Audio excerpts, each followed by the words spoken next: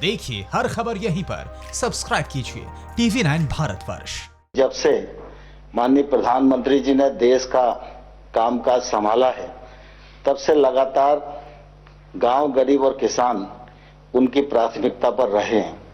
गांव बढ़ेगा और देश बढ़ेगा, यह उनकी हमेशा प्रतिबद्धता रही है और इसी का परिणाम है कि 13वें वित्त के समय 5 साल के लिए 2,60,000 पंचायतों को जो राशि विकास के लिए दी जाती थी, वह राशि मात्र 65,000 करोड़ रुपया हुआ करती थी। लेकिन जब माननीय मोदी जी प्रधानमंत्री बने और 14वें फाइनेंस कमीशन की रिपोर्ट आई और उन्होंने कहा 2,02,92 करोड़ रुपया पंचायतों को विकास के लिए देना चाहिए था, मोदी जी ने उसको सहर्ष स्वीकार किया और आपने देखा गत 5 वर्षों में तिगनी राशि ग्राम पंचायतों को विकास के लिए प्राप्त हुई। इतना ही नहीं, राज्य सरकार के वित्त आयोग का पैसा भी पंचायतों के पास आता है, लेकिन मनरेगा हो, प्रधानमंत्री आवास हो और अन्य विकास के कार्यक्रम हों, वो भी सब पारदर्शिता के साथ पंचायतें पूरा करें। इस मामले में प्रधानमंत्री जी ने हमेशा हम सबको प्रोत्साहन देने का काम किया है। गांव सबल हों, गांव आगे बढ़ें, गांव सुविधा युक्त बने, फिर चाहे शौचालय का विषय हो, चाहे बिजली का विषय हो, चाहे ग्रामीण सड़क का विषय हो, चाहे हर गरीब आदमी को आवास देने का विषय हो, हर मामले में गांव को सशक्त बनाने के लिए माननीय प्रधानमंत्री जी की ओर से कार्य किया गया है। और आज भी प्रधानमंत्री जी की अपेक्षा है कि ग्राम पंचायतें ठीक प्रकार से पारदर्शिता के साथ काम करें। कोरोना वायरस संकट के दौर में मुझे कहते हुए प्रसन्नता है कि हमारे पंचायत क्षेत्र में काम करने वाले भाइयों और बहनों ने हेल्थ विभाग के कर्मचारियों के साथ, प्रशासन के साथ सहयोग करके बहुत अच्छी भूमिका का निर्वाह किया है।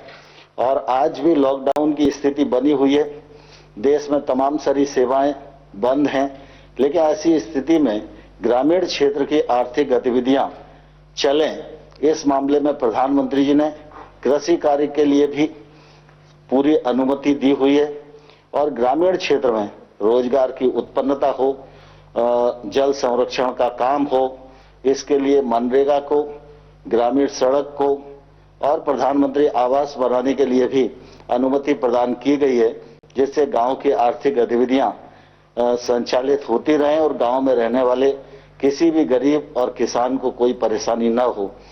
आज माननीय प्रधानमंत्री जी पंचायती राज दिवस के अवसर पर 2 कार्यक्रमों का शुभारंभ करने वाले हैं। पारदर्शिता के साथ हम काम कर सकें, इस दृष्टि से ई स्वराज पोर्टल का शुभारंभ भी माननीय प्रधानमंत्री जी करेंगे। और आप सबके ध्यान में है कि गांव में खेती की भूमि का तो रिकॉर्ड होता है, लेकिन आबादी की जमीन पर जब हम लोग निवास करते हैं, उसका रिकॉर्ड कोई हमारे पास नहीं होता है। और वो संपत्ति भी होती है, लेकिन लिखा पढ़ी नहीं होती, तो उस संपत्ति का हम कोई भी उपयोग रहने के अलावा और किसी हित में नहीं कर पाते हैं। तो आज स्वामित्व नामक एक प्रोजेक्ट का शुभारंभ भी माननीय प्रधानमंत्री जी करेंगे। मैं समझता हूं आजादी के बाद यह देश के इतिहास में एक अभिनव पहल होगी और इससे ग्रामीण क्षेत्र की अर्थव्यवस्था में भी बड़ा योगदान होगा। मैं इस अवसर पर आपको सबको बहुत बहुत शुभकामनाएं देता हूं, बहुत बधाई देता हूं और माननीय प्रधानमंत्री जी को प्रार्थना करना चाहूंगा कि जमीनी स्तर पर विकास को गति प्रदान करने में पंचायती राज संस्थाओं का विशेष योगदान रहा है। स्थानीय प्रशासन की महत्वपूर्ण कड़ी के रूप में ग्रामीण भारत को पंचायतों द्वारा नेतृत्व प्रदान किया जा रहा है। इस कार्य में सफलता वर्तमान समय में आधुनिक प्रौद्योगिकी के अधिकतम प्रयोग से मिल सकती है।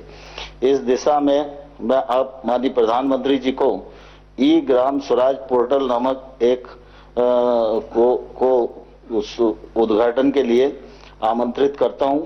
यह पोर्टल नियोजन, अनुसरण, वित्त प्रबंधन, ऑडिट की सुविधा हम सब लोग को उपलब्ध कराएगा। मैं माननीय प्रधानमंत्री जी को प्रार्थना करूंगा कि बटन दबाकर इस पोर्टल का शुभारंभ करें।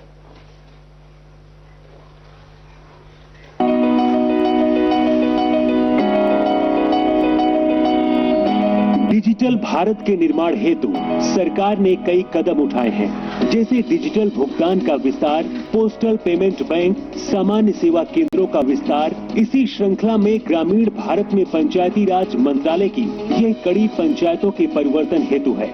ई ग्राम स्वराज एप्लीकेशन पंचायतों के संचालन के लिए उपयोगी एकीकृत टूल है, जिससे पंचायतों में किए गए कार्यों की प्रभावी निगरानी सरलता से की जा सकती है। इस एप्लीकेशन से न केवल पंचायतों की गतिविधियों की रिपोर्टिंग में सुधार होगा, बल्कि योजना की व्यापकता बढ़ेगी। ई ग्राम स्वराज एप्लीकेशन से किसी भी ग्राम पंचायत की पूरी जानकारी एक ही स्थान पर मिल जाएगी, जैसे सरपंच, पंचों और पंचायत सचिव का विवरण, वित्त विवरण, परिसंपत्ति का विवरण, ग्राम पंचायत विकास योजना GPDP में की गई गतिविधियाँ, जनगणना 2011, मिशन अंत्योदय, सर्वेक्षण रिपोर्ट आदि। E Gram Swaraj application work based accounting पर केंद्रित है। इसके द्वारा GPDP में प्रस्तावित प्रत्येक गतिविधियों में किए गए हर व्यय का विवरण उपलब्ध है। योजनाओं के विश्लेषण के लिए ब्लॉक और जिला स्तर के प्रतिनिधियों के पास उत्कृष्ट जानकारी सुलभ होगी।